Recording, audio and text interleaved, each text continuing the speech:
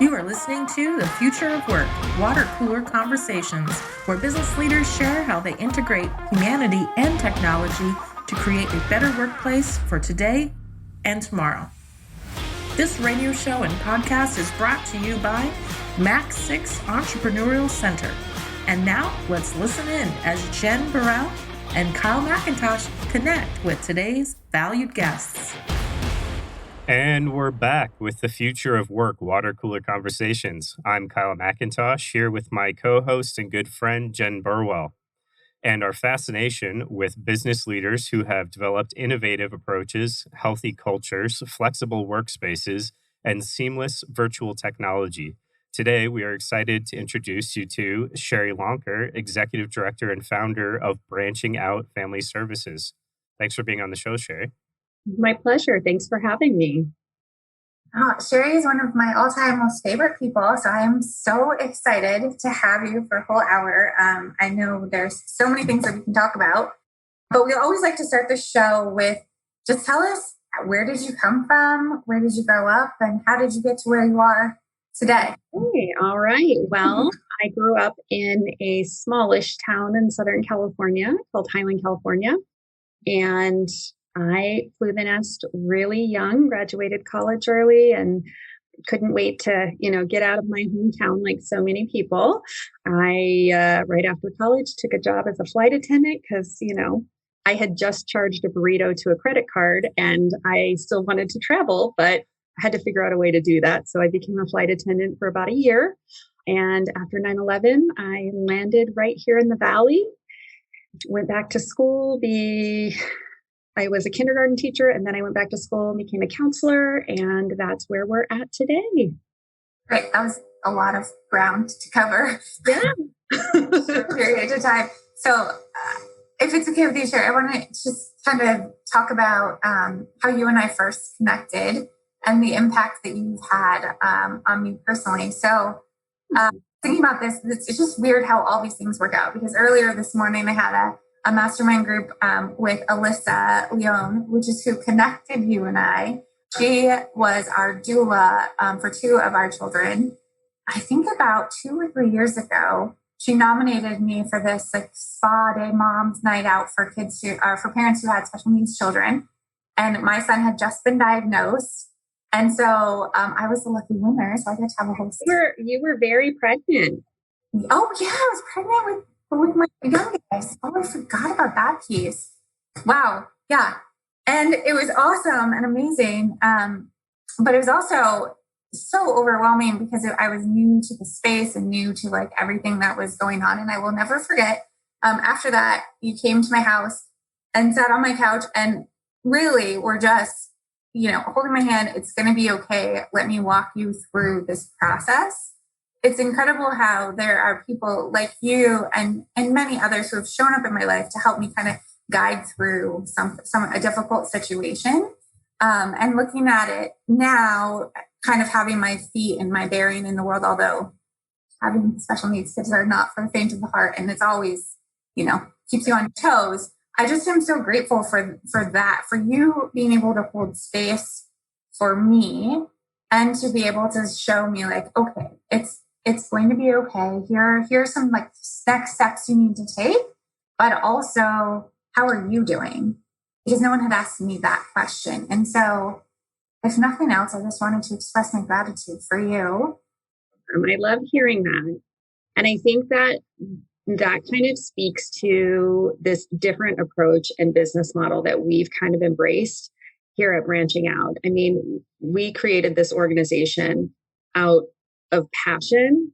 As a special needs parent, for those of you who don't know, I'm the mom of 6. We adopted 3 of our children out of the foster care system, and we went from, the timeline wasn't by design. We went from having 0 kids to having 4 babies in 1 year. Then subsequently, I had 2 more biological children. The children that we adopted, we came to learn over time that they had disabilities and things like that. And as a mom, I was really frustrated kind of navigating the system alone. And I felt like all of these different professions were kind of disconnected from each other and kind of failing the patient and the client at the end of the line because they weren't connected with each other. And when my youngest was about 4 months old, I was diagnosed with breast cancer. And during that time of, battling that and recovery, spend a lot of time, in the hospital or with tubes and whatnot, hanging out, just you and your thoughts in the middle of the night while you're awake. And I kind of made a deal with the universe that, like, if I make it out of this, I'm going to make sure that I'm going where I can do the most good instead of, counseling people who don't want my help, who are maybe court mandated or something like that. And I just had a lot of fear about the world that I was leaving for one of my children in particular. I was like, the world's never going to understand him. And if I'm not here, how is he going to make it? And so I made that deal that, like, if I made it out of this, I have no time to waste. We have to get moving. And branching out was kind of born from that. And so what I really saw happening was these large medical firms seeing huge dollar signs on our kids' heads, seeing all of this potential billing, and not actually really considering the entire patient, the entire client. They were taking into, okay, this is one problem I can solve. Okay, there's this, these medical codes I can bill for. We filled that slot. Let's move the client along. I felt that everyone's really kind of missing their calling in this. So I started thinking to, how do we manage crisis in other domains? So for instance, say you have a child or an adult get a cancer diagnosis. You pretty much immediately have a hospital social worker or care coordinator jump on board, sit with you, make sure you're processing okay, say, okay, I'm going to put in all these referrals for you to these different specialists. Don't worry about calling them. They'll call you. They'll get you scheduled. Here's kind of your roadmap. And, I'm here to kind of case manage as this goes along. Well, when you find out your child has autism or another developmental disability, you typically find that out in just a clinic office, or sometimes by email, which is quite common these days. And they just maybe hand you a pamphlet or give you a website link to maybe an autism organization and say, good luck to you, And so we're not taking into account the need, and we're not taking into account that while the child is the billable client, the parent is your consumer. And the parents' needs need to be met in order for them to continue to utilize your services. And for us going into this, we never wanted this to be about profit. We wanted it to be people over profit at every turn. And so for us, it was recognizing that the child's success is wrapped up in the parent's ability to cope. And if we can help mom cope, that child is going to thrive. If we focus only on the child, they can make so many gains. But if we're not acknowledging the fact that this is full of PTSD for parents, this is full of grief for parents, this is full of stress for parents, and we see the divorce rate being so much higher for special needs families. If we put so much focus on propelling this child forward and then the rug gets pulled out from underneath them when their family falls apart, what good was that progress? So that's kind of where it came from for us, is we have to start at this fundamental place of acknowledging the emotional stress, building up that foundation and creating wraparound support so that our clients can succeed and our staff can be successful. Yeah. Yes, to everything you just said. You just remind me. So when my son was diagnosed, we were sitting in an office and the doctor said, okay, so your son is going to receive an official diagnosis of autism. And my husband and I looked at each other and I'm like, what's autism? And he literally handed me a pamphlet and was like, we're out of time, so do some research. There's some good books. See you later. And like literally we walked out of the office without even an understanding or definition of what it was. That was the same thought that I had, was like, if our son, God forbid, had a cancer diagnosis or another diagnosis, there would be somebody that would be like, okay, here you go. it's maddening that that is not the way that it works. And it's so valuable that we have you as a resource in our community and all of the people that you have been able to touch. It's really important work. It strikes me that for sure. It strikes me that in these periods of extreme stress, the unknown, who knows what even the next step is to move forward, it opens up a space for, I mean, the two of you who have, Jen, I know every single day we talk, like acted as a pillar of strength in that moment and really showed like, wow, what a human being is capable of.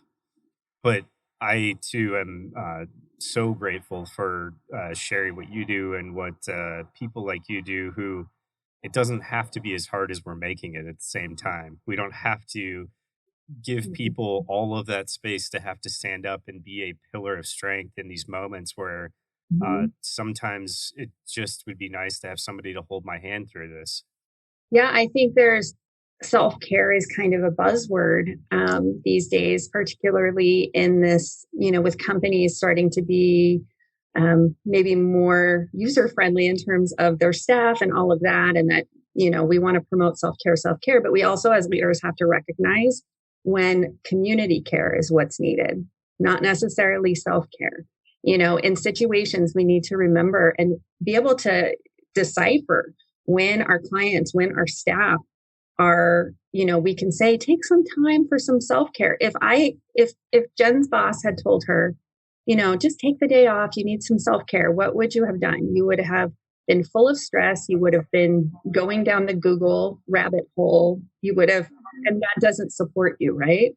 What you need is community care. You need support. You need somebody to help guide you. You need all of those sort of things. And I think kind of as organization leaders, we have to really model that within our organizations too. It's like within our, even just in our main office, it's like we always acknowledge when somebody's going through something and, it's not like just take the day off. It's what can all of us do to take this off your plate because we want you to feel well. That's such an important point. And I haven't heard it articulated quite that way of community care versus self-care. That reminds me, I was talking to a friend who works for another company and it was the same model that's the culture that they were trying to build. So there was somebody who, for a variety of reasons, was leaving a difficult relationship and had to move. And the CEO of the company showed up with his pickup truck and was, hey, I'm going to help you pack up boxes and move. And I think that is the type of leadership that will be moving forward, which is exciting for those of us who are in that realm, but also just realizing that people are people and we show up as people to work. And so being recognizing for all of us, our wholeness is really important. And one thing that's a little bit of a tangent, but I wanted to talk about is as I was going through this process, I processed the emotions and feelings and everything very differently than my husband. And that caused a lot of tension and stress as we were both figuring it out. That's very common. I was going to say, what advice do you have for that? That's very common. And there's a lot there to unpack.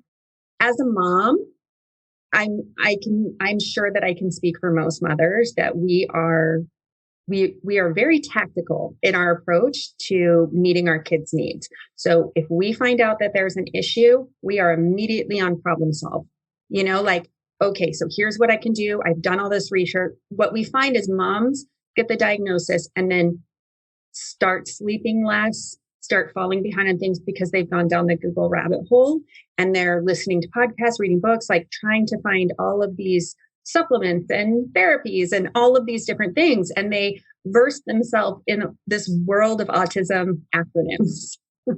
So they get themselves very up to speed and educated as fast as they can. And what we tend to find with dads more often than not is a slower uptake for them, that they kind of are just like, okay, it's fine.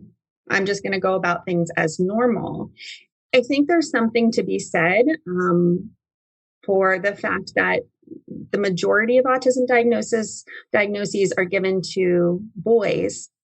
And it's often, there's a lot of times when it's the firstborn child as well. And so for dads, I think there's an extra layer of the life I planned for myself included doing this with my son.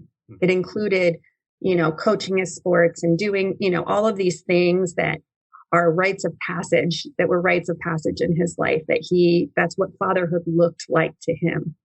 And now possibly pulling that rug out, not to say that the child, isn't going to be capable of that, but it's likely going to look different, And so that grief kind of taking time to digest or even acknowledge that it's there.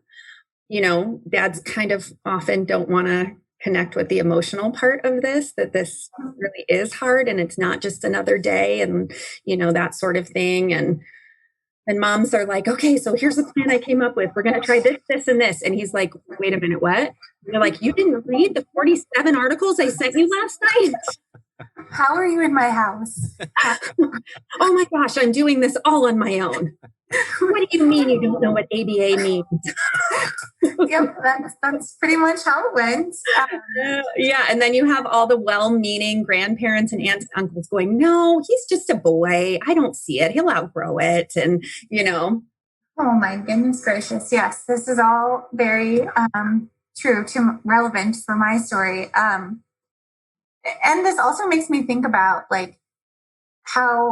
what are the dynamics in a workplace? So if you think about it in life, there's that dynamic, but also when events happen, when pandemics happen, and all the things that we've been going through, your employees are going to process differently, right? So how does a leader develop a wellness system, strategy, culture that will capture everyone? Because what I needed was very different than what my husband needed. And granted, it's a personal situation with a son, but I saw all of us experience the pandemic in very different ways. Right. So I think part of, the main part of this is as a leader, you need to put it on the table. This needs to be part of your culture. Wellness and well-being needs to be more than about getting a discount on your health insurance once a year. It needs to be part of your culture in your organization. You need to be talking about it and making opportunities for it regularly. So it's just part of the mantra. And that kind of starts with modeling it. So everything from making sure, you might be it may seem like you're being slightly less productive in your day by making time for these kind of things. But if my organization is any indication, you'll see those gains come back in huge ways. So everything from encouraging laughter in your workplace to doing a group exercise at the beginning of your Zoom meeting, your every Tuesday morning meeting. Google a mindfulness exercise and do it together as a group. Even if you feel silly, you're all getting a laugh out of it, but maybe they're learning some skills that they can utilize once their camera is off, and there's lots of activities. So really in stressful situations, we want to get out of the part of our brain that is controlling our fight, flight, freeze, and get back into a more pragmatic and balanced and logical portion of our brain. And so there's lots of little physical movements and activities and things that you can do as a group or independently to help get there, but model that by leading those exercises and being willing to maybe feel silly for a minute on that Zoom and, be the guinea pig that tries it first. I think really taking the time to meet with your team one-on-one or in small groups to just kind of say how are you really doing? Let me know where you're struggling, what kind of accommodations you need, because people who feel seen and understood and respected and valued want to work harder for you. Let's just talk about that story Jen told. I can tell you, I vaguely remember coming to your house and meeting with you, but to me, it was just an average day. It wasn't anything remarkable, but to her, here we are several years later, and she's a champion for our organization and, wants to volunteer and look for opportunities and all of those things because that one time she felt heard and seen by us.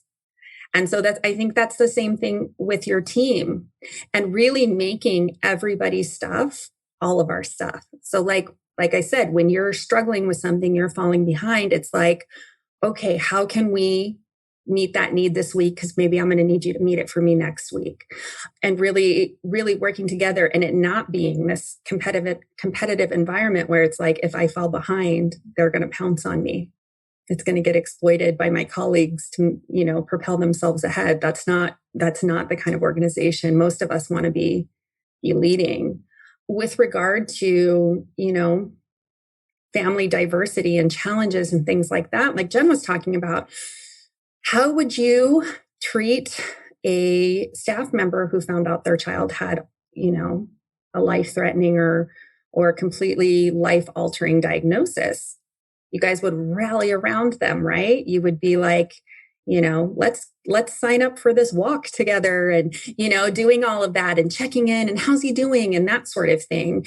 And I think that, as a society, we need to kind of broaden our embrace of other diagnoses, other challenges, whether it means somebody's going through a divorce or it means somebody's having a baby or it means somebody's got autism or a diagnosis, just being seen and acknowledging that there is maybe less privilege in that situation, that maybe that colleague doesn't have the privilege of being able to say, I can stay till 7 p.m.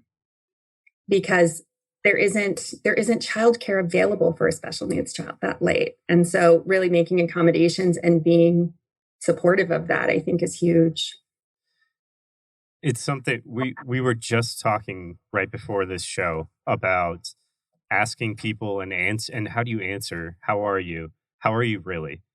Mm-hmm. And the thing that keeps striking me both before the show and right now is we've got this thing in our head that time is linear and it's always the same and we're always out of time. We don't have enough time for that. And you just hit on it that, it's stopping for a second or slowing down just to ask that question. And I think it's got to be authentic. Like it's got to come from a place of this isn't a perfunctory asking that question, but it's like, Right. I'm here for you to support. And so that's the purpose of having this conversation right now. How can I help? Yeah, I think we spend a lot of focus on what our staff and what our team can do for us, what they can produce for us, when really our role is to be supporting them so that they can do the best they can do. We kind of have that backwards a lot. It doesn't get taught in business school either, is that your people are the most important part of your organization, both the ones that you serve internally and externally. And so we get taught all these business tactics and accounting and all this the stuff that you can do math on paper, but not that simple truth that your people are the most important thing that you have to shepherd success with. I mean, that is a business. They are really your product. Yeah.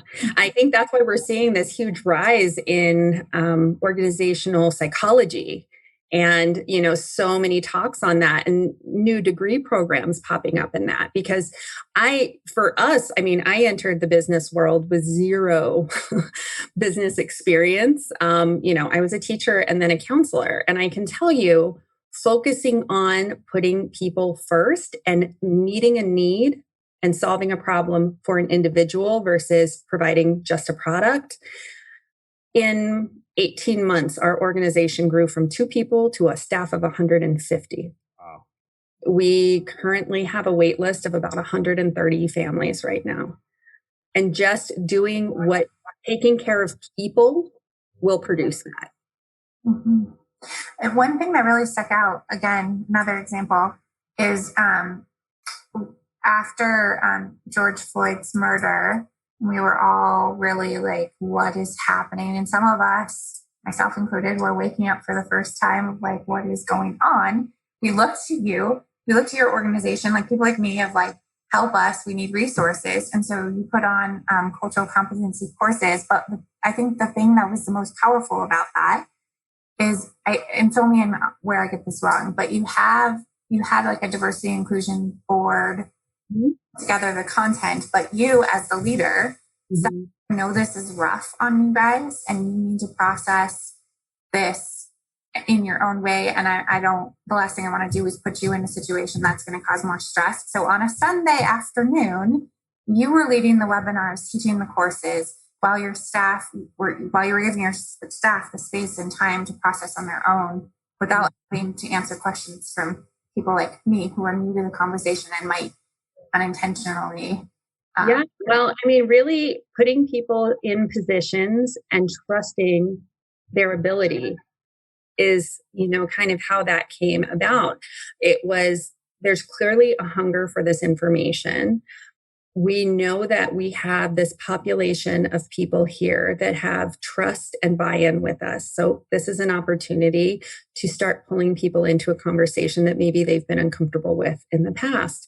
And so we work together. We have a program through the nonprofit arm of our organization that works with foster children being raised in multi-ethnic environments. So we have a lot of Black and biracial children being raised in white households that we saw, for years, we've seen a big need there for education for those foster and adoptive parents. And so our program kind of started that way. And so, we have, this advisory group. We put together all the information and, I had a talk amongst my staff of, okay, so who's going to lead this? And my initial reaction was, it shouldn't be me. This should be your voices. This reflects you. So this should be your voices.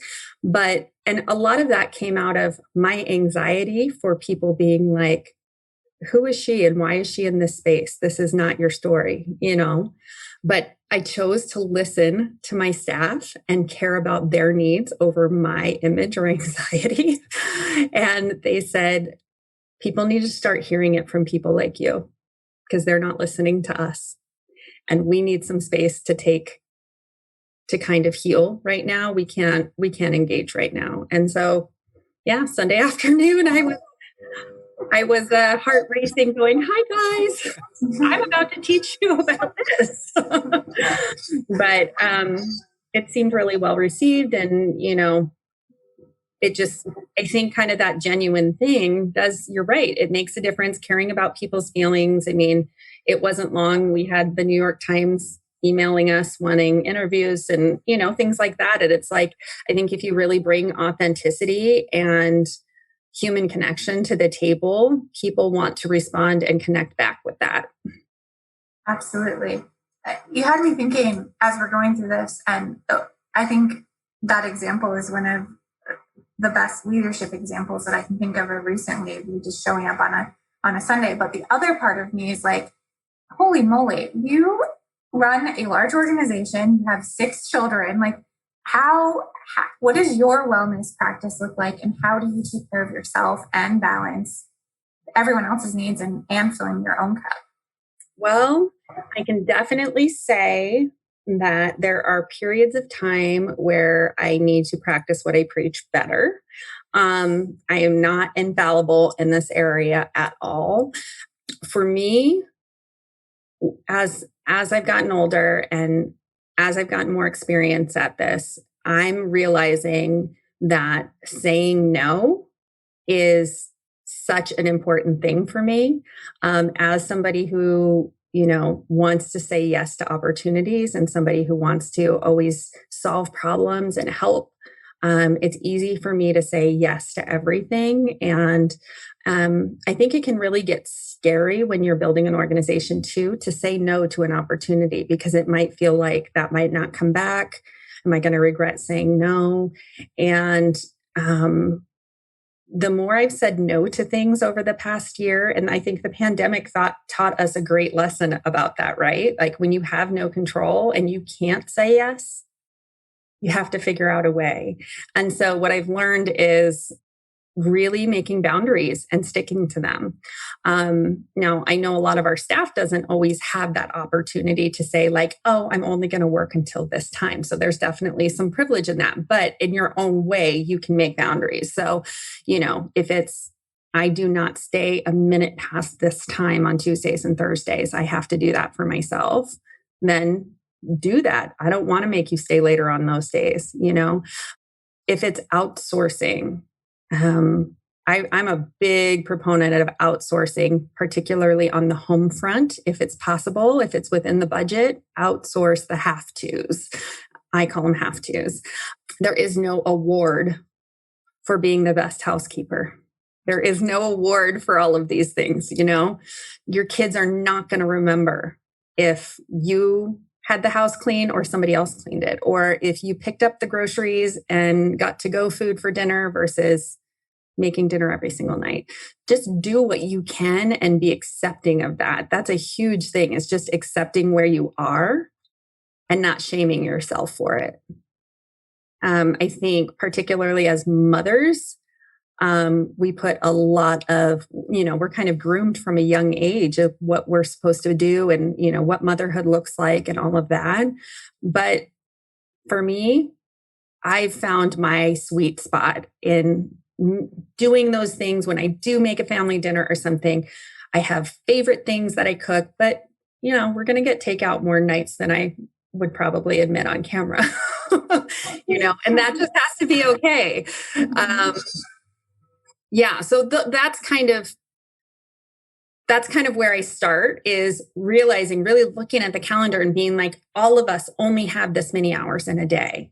And the more I put into these hours, the less I'm going to give each thing. So if I can really make it count in the hours that I'm going to allow myself, that's the better use of my time. It really recognizing that it's quality over quantity. And if you're doing the relationship stuff right, if you're really giving it the focus it needs, you're going to have a lot of support from a lot of supporters that want to help you with those other things because they're feeling valued and they're feeling, seen and included and all of that. Another thing is, I know a lot of people think when they think self-care, they think spa days and bonbons and things like that. And I think those things are awesome. And they're once in a while things. But self-care really has to be an everyday practice. And unfortunately, we can't all go to the spa every day. And so there's lots of things that we don't consider self-care, but I think a lot of parents and organization leaders, particularly with startups, when you're just working around the clock and all of that, aren't taking into consideration. And that's everything from making sure you've got your annual physical and not postponing that for another year. Making sure that you are making the time to be with your spouse and children, because it's easy to say, and I found myself in this trap too when I was starting this organization. Oh my gosh, I'm doing so many things. Yes, I can do another support group and I can do this and I can do that. And I was spending so many evenings away from home, and they were happy to be supporting me and encouraging me and knowing this isn't going to last forever and all of that. But when those relationships suffer or strain or you're disconnected from those, it feels really depleting to you because, just naturally we are community beings, like we want to belong to a pack. We want to be included. And that's just kind of our fundamental DNA as a species. And when we get disconnected from our pack, that can feel really vulnerable and stressful and irritable. And you don't necessarily even recognize that that's what it is. And, maybe it's just you need some physical time with your kids, piling on top of you for a while to just sit and watch a show or something that feels like you're being unproductive, but it's actually really kind of solidifying and refreshing those connections within your pack. And so those are all opportunities for self-care. Oh, goodness. I have like 3 pages of notes, and I don't know how you literally are. I think you might live in my house. I don't know. But, 2 things came to mind. One is, Valentine's Day was Sunday, right? Sunday. And we got up in the morning and I went and got breakfast and did a little breakfast thing. So in my head, the box is checked. Like, we should be celebrated. Okay, good. So then I went into my office, which is also my master bedroom.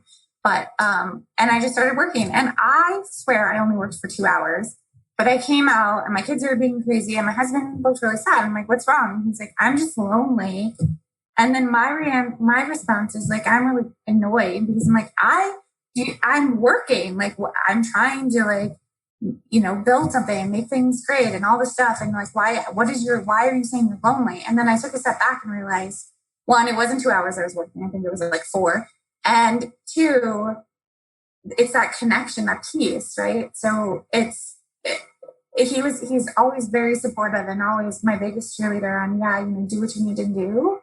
And he was feeling disconnected from the relationship. And it was like one of the first, this is embarrassing to admit on live radio, but it was like one of the first times where I'm like, holy cow, like I really have reprioritized things where he's really is at the bottom. And literally all I wanted was what you were saying, like to just hang out on the couch and watch some mindless show or play with the kids and go play football. And it's like, I had a thought of, sometimes you take your support system for granted.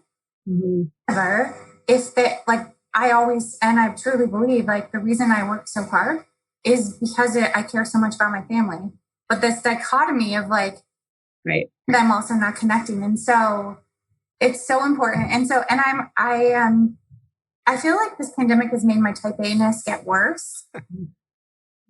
And so I have to practice, like I have to literally tell myself, I am going to, for the next 30 minutes, 60 minutes, do something that doesn't feel productive. Mm-hmm. I'm going to do it. And then I'm so grateful. And so I think that when you were talking about startups and people who are trying to build big businesses and trying to make like professional things happen, it is so hard to step out of it. And so important. It is. Yeah. I mean, there's been quite a few times where we've been approached by potential collaborations or other organizations wanting to use us as consultants and things like that. And it's really easy to look at the potential financial gain of that and say like, oh, we cannot pass this up. But the reality of executing those things while still balancing the plates, we can have stars in our eyes and tell ourselves that like, nope, I can do it. But you really have to honor your priorities and reevaluate them pretty frequently to make sure that they're still serving you. And sometimes it's painful. You got to say no sometimes, but I can tell you in hindsight, every opportunity that I've said no to has ended up in hindsight being absolutely 100% the right choice. Yeah, it's interesting. And I think as a leader, another piece of self-care for yourself is making sure that you're living in your strengths.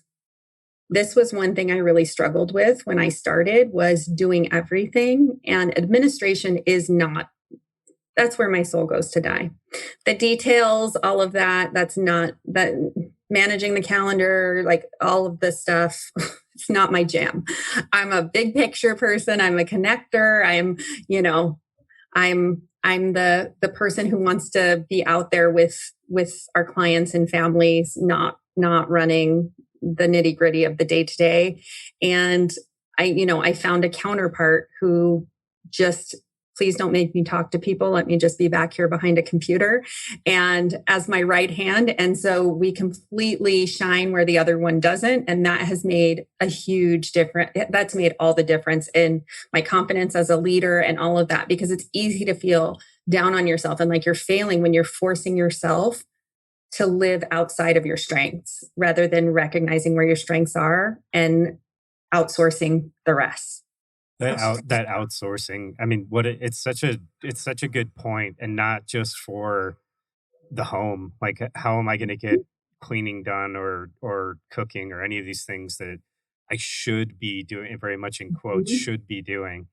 But exactly in your business, why am I doing some of these things? Because I feel like that's what a business leader does, because that's what I was trained a business leader does. Why am I not focused? Why don't I have time for these things that I'm really good at? or that really would be making a bigger impact in people's lives. It's Right. it's such an easy trap to fall into, I think, and it takes sometimes a real pause to, okay, hold on, let me just reassess what's going on here, bigger picture, and look and see, am I just doing this because that's how I've always done it, or is this because this is what I should be doing? Right, right.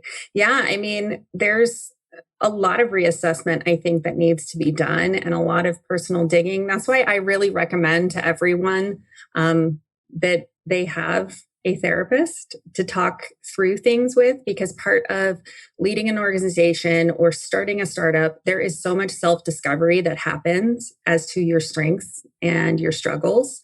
And it can be, I don't think you can really anticipate it until you're in it and you're struggling and you feel it. And there's just so much self discovery happening that I think it's really helpful to have a guide kind of going through that and asking you those questions and encouraging you to think these things through.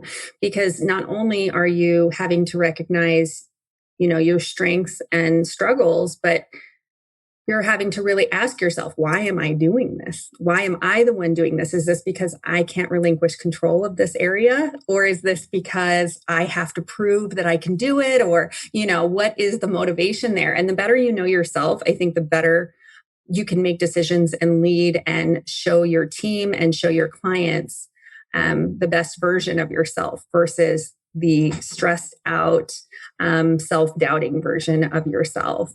And I think that reassessment has to continue to happen as your organization grows. And I mean, going back to marriage and self-care and all of that, I mean, I talk to families every single day, couples every single day about renegotiating divisions of labor.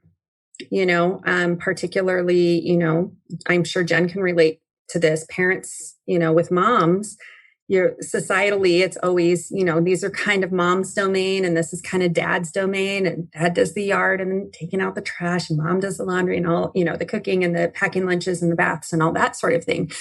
But as things are changing, I mean, you have to renegotiate that, whether it's amongst your team as your organization's growing or with your spouse, because the biggest source of conflict is unmet expectations.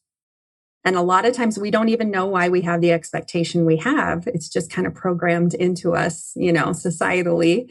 So it's really important to get that stuff out on the table, and that really, avoids a lot of conflicts. I'm going to get that tattooed on my arm, I think, so I actually remember it all the time, because it's such renegotiate the division paper. Yes. So we only have about 15 minutes, but I want to make sure that everybody listening can get a good idea of what branching out family services does. So can you tell us a little bit about the different things you do and the ways that people can help support your organization? Yes, love to share about this. My favorite topic. This baby of mine. So what we do at Branching Out is we support families in the special needs and foster and adopt communities. All of those families those are kind of pockets of our community that I felt our industry was kind of failing and needs some specialized support. So we provide all kinds of services, from home health care to guidance to advocacy. And all of our services, the way our organization is set up, cost families nothing. So we offer all of those every day to the special needs community, but we also have a nonprofit arm of our organization called the Good Works Project, and I'm super proud of that. That is where I get to live my best life. Every project and every idea that I have and our team brings to me, we get to try it out there. And so this is where we get to work with a lot of the foster care community and the adoptive community as well. So we do all kinds of community inclusion programs where most people know us from the holiday drives that we do, that we provide Christmas for, a couple thousand foster children here in Maricopa County. We do lots of fun activities all throughout the year, and we have tons and tons of volunteer opportunities that are super fun. We pride ourselves on being one of the most fun places to volunteer. So if any of you need any team builders, or your organization encourages volunteering, feel free to let us know. We'll be happy to find a fun project for you. And we are proud to have just been designated as an qualifying foster care organization for the state of Arizona, which means we are one of, I think, 12 organizations with this distinction.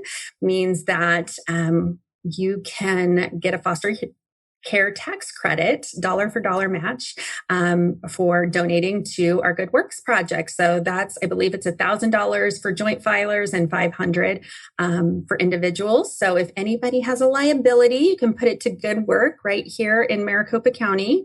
And you can come bring your team and come volunteer and see your donations at work.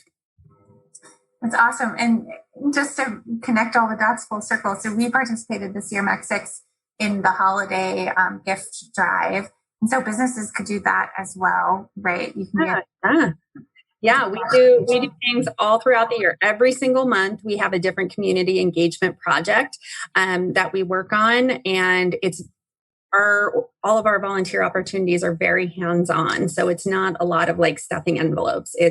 We want it to be fun and upbeat and engaging and hands-on fun as much as, as possible as we can do with COVID right now. Small groups, masks on, that sort of thing.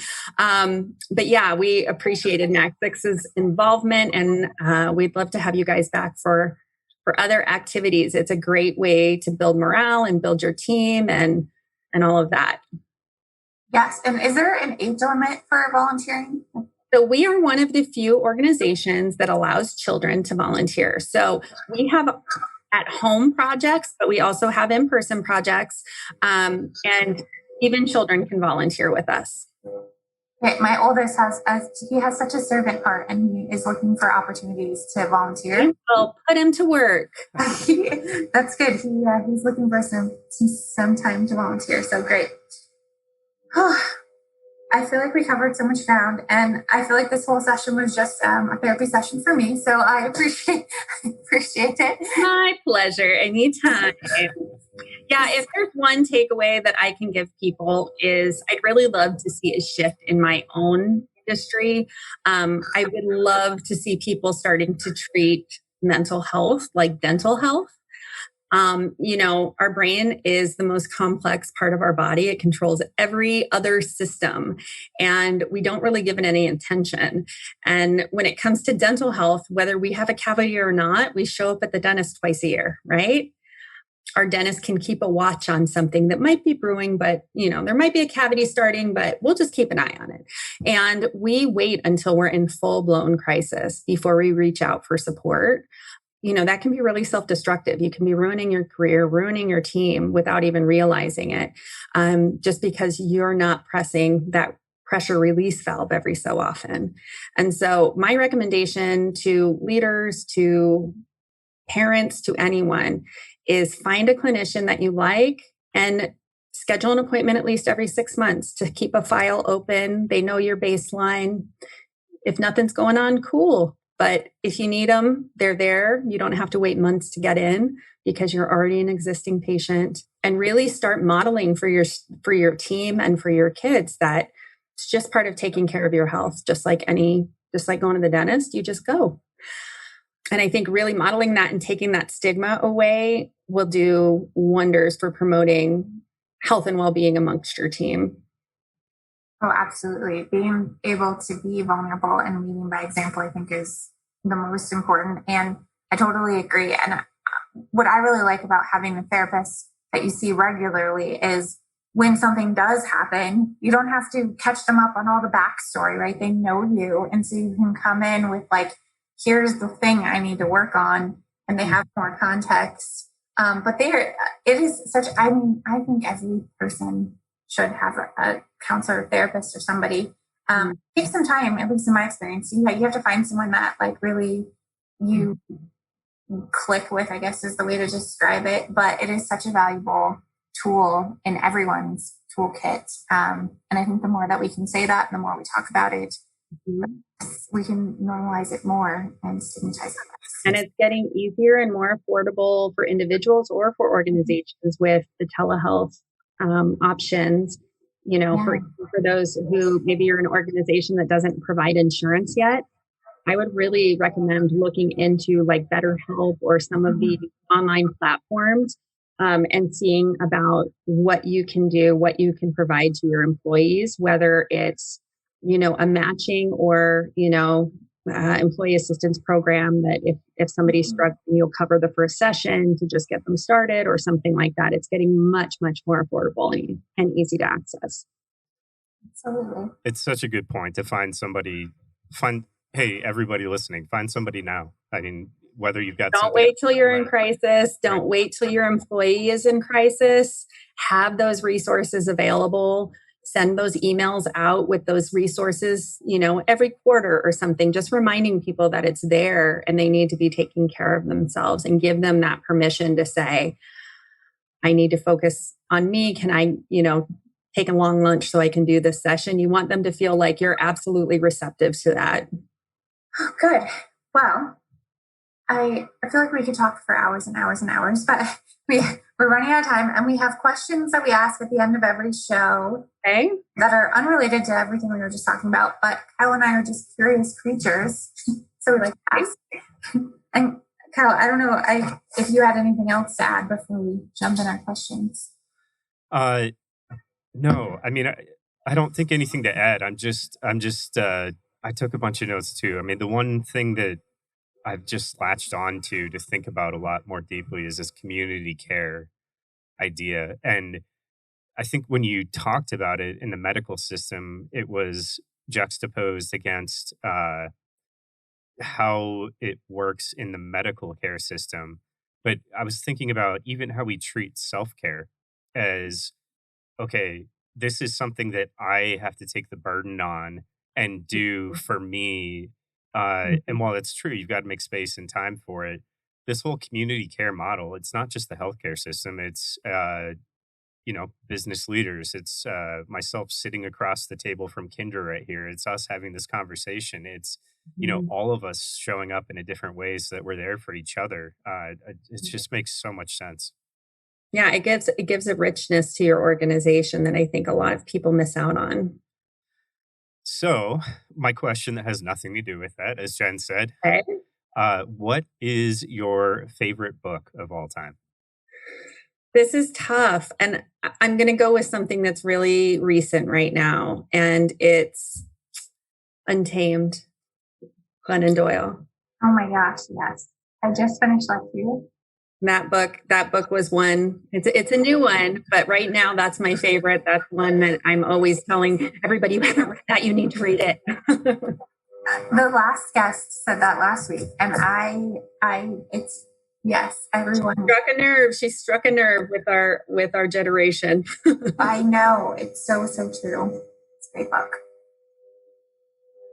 So my question. So, what is one lesson that you learned, either personal or professional, from the pandemic that you want to take forward with you and carry it on?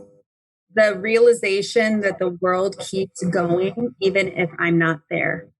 Not my presence isn't required everywhere. I don't have to say yes to every invitation. I don't have to show up and be on all the time.